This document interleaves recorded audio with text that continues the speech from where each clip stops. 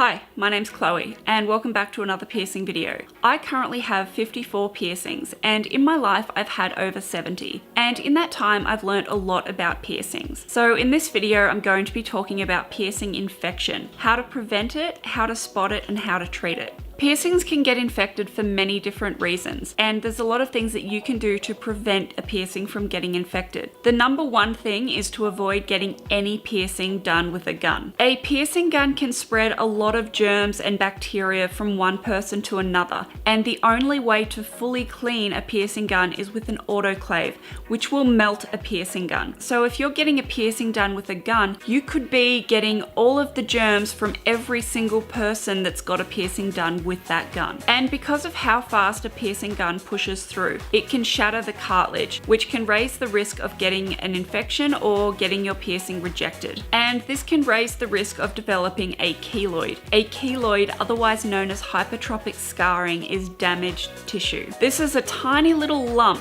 sometimes big, sometimes small, that will form around a piercing. And the number one thing you need to know if you develop a keloid is not to pick at it, poke it, or try and cut it off. That can cause an infection, or it can make the keloid get even bigger. And sometimes in extreme cases, keloids can get huge, but this isn't that common. Keloids are pretty common after getting an industrial piercing. So if you get your industrial pierced and you notice a big lump forming around the area, as long as it doesn't look infected, it's absolutely fine. Just don't pick at it, don't poke it, clean it normally, don't over clean it, and it'll go away by itself. But with an industrial piercing, that can be quite a while. They can take up to a year to heal. Mine took about 5 months to heal, and within that time it got infected. So I had to go to the doctors and get a script for antibiotics. But the infection that I had was at no fault of my own, and this can happen with any piercing.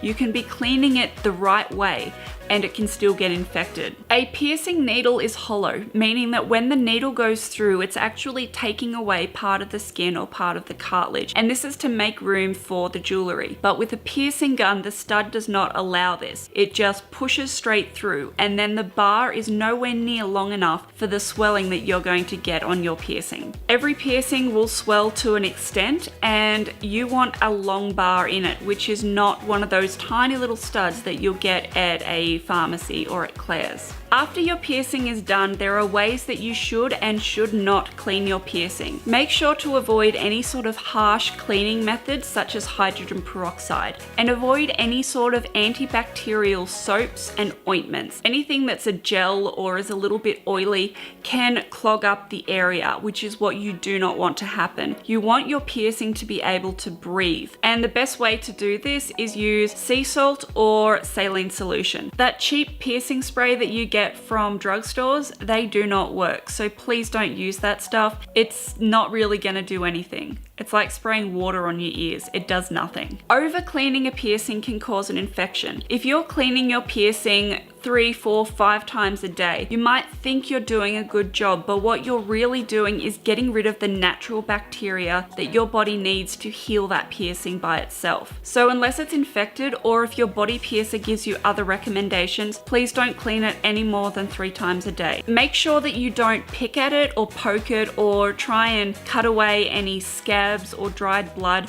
with your fingers. There are so many germs in your fingers, and you're spreading that to an open wound. While you're cleaning your piercing, make sure that your hands are fully clean, or you're wearing gloves. This will help to prevent infection, and it will help not spread bacteria from your fingers to your piercing. Try and keep your piercing away from your hair or away from your clothes. If it catches on your hair or on your brush, it's going to hurt, and this can make it really irritated, and it can cause an infection. And if you have your belly button pierced, for instance, don't wear high-waisted jeans or clothes that are too close to the piercing.